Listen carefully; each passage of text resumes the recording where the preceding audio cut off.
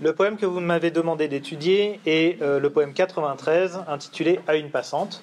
Il s'agit d'un poème tiré des Fleurs du mal de Baudelaire. Baudelaire a publié une première fois ce recueil en 1957, mais il a été censuré, ce qui fait qu'il l'a republié en 1961, après avoir fait un certain nombre de modifications à l'intérieur de ce recueil. Une des modifications étant l'ajout de ce poème spécifique, entre autres, mais surtout l'ajout d'une section complète qui est nouvelle mais pas inédite, puisqu'il y a de nouveaux poèmes à l'intérieur, mais il y a aussi d'anciens poèmes de 57 qui y ont été reclassés. Le poème « À une passante » est la description d'une rencontre amoureuse qui se soldera par un échec. Je vous propose la lecture du poème. 93, à une passante. La rue assourdissante autour de moi hurlait.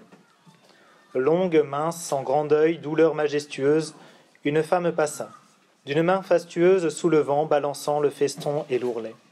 Agile et noble, avec sa jambe de statue. Moi, je buvais, crispé comme un extravagant, dans son œil ciel livide où germe l'ouragan, la douceur qui fascine et le plaisir qui tue. Un éclair, puis la nuit.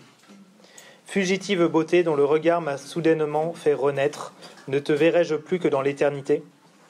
Ailleurs, bien loin d'ici, trop tard, jamais peut-être, car j'ignore où tu fuis, tu ne sais où je vais, ô toi que j'eusse aimé, ô toi qui le savais.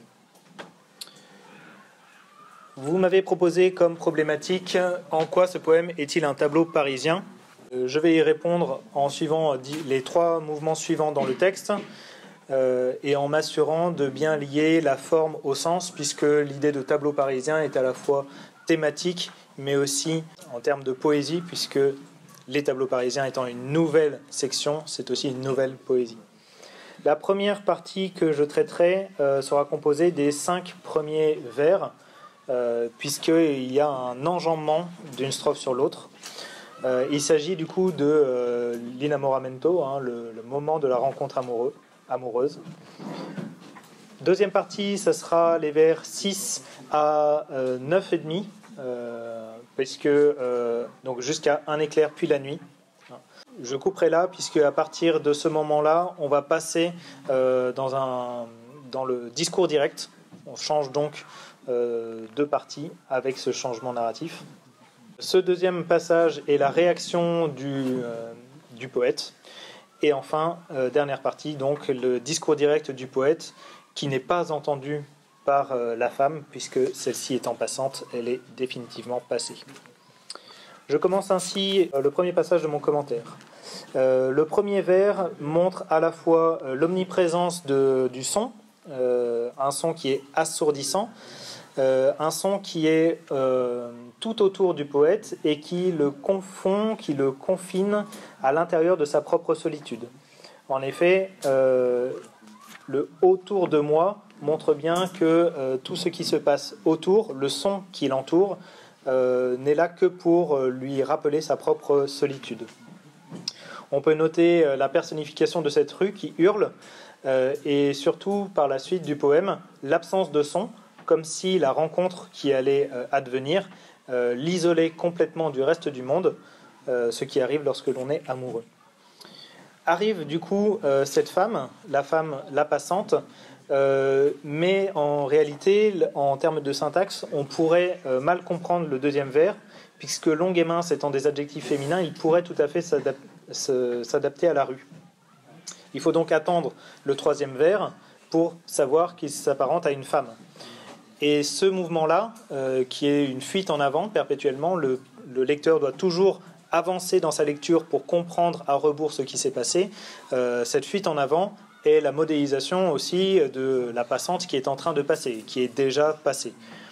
Donc cette modélisation, on la trouve avec ces adjectifs qui concernent la femme, on la trouve avec les enjambements, par exemple du vers 3 à 4, d'une main fastueuse soulevant, balançant le feston et l'ourlet, ou même l'enjambement, je parle d'enjambement, c'est un peu excessif, mais il y a bien une phrase qui se poursuit du vers 4 au vers 5.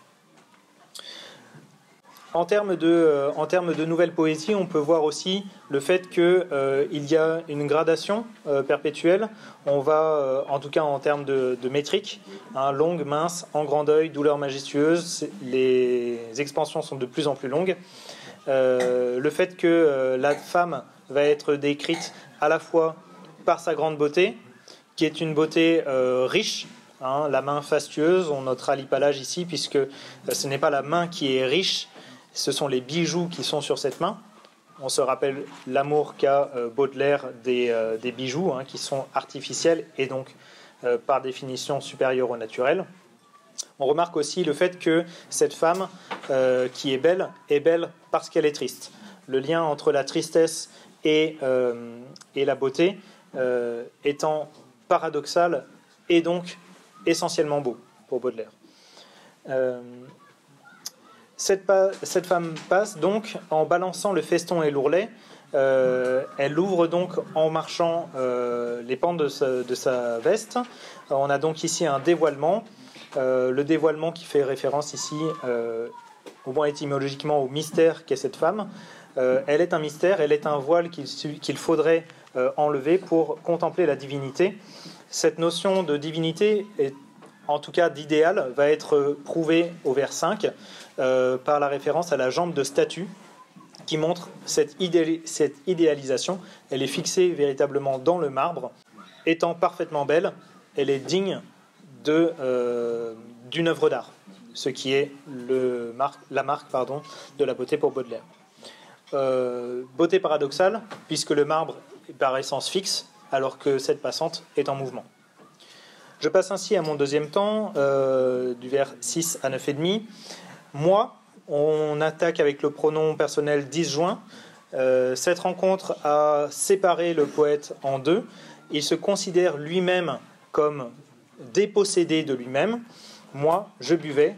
Donc, cette dépossession, cette disjonction de lui-même va être modifiée, illustrée par la syntaxe, là encore, puisque le complément d'objet du verbe boire va être repoussé 2 vers plus loin. Je buvais la douceur, etc.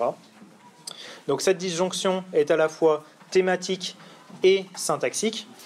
On remarque que ce buveur est crispé. Donc, lui est du côté de la fixité, là où la femme est en mouvement.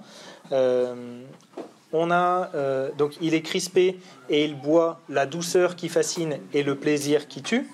Cette douceur qui fascine et ce plaisir qui tue, on a à chaque fois des antithèses. Douceur et plaisir s'opposent à fasciner et tuer, puisque fasciner, on peut se souvenir de la beauté auquel Baudelaire a consacré un poème et qui a 2 miroirs parfaits qui fascinent les amants. Cette beauté qui fascine, la fascination, a une notion de danger puisque c'est le fait de s'arrêter complètement, d'être paralysé jusqu'à sa mort. Cette douceur qui fascine et ce plaisir qui tue sont buts dans l'œil livide, dans l'œil de la femme, donc femme qui n'est plus envisagée comme une totalité, mais comme une succession de parties. On avait la main, on a la jambe, maintenant l'œil, comme si finalement cette femme était insaisissable dans sa nature complète et elle ne pouvait être saisie que par partie. Son œil, du coup, va être métaphorisé comme un ciel livide où germe l'ouragan. Au sens propre, on pourrait comprendre simplement le blanc livide de l'œil et l'ouragan qui serait du coup l'iris plus sombre.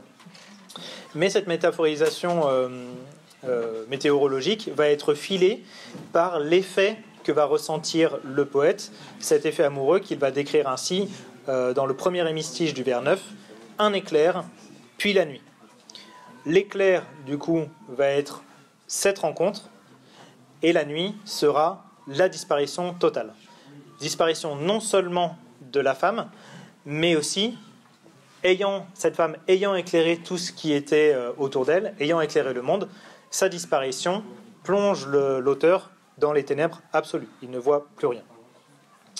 On notera aussi le fait que cet éclair et cette nuit peuvent faire référence à l'idéal de beauté baudelairien, hein, du transitoire avec l'éclair et de l'éternel avec la nuit.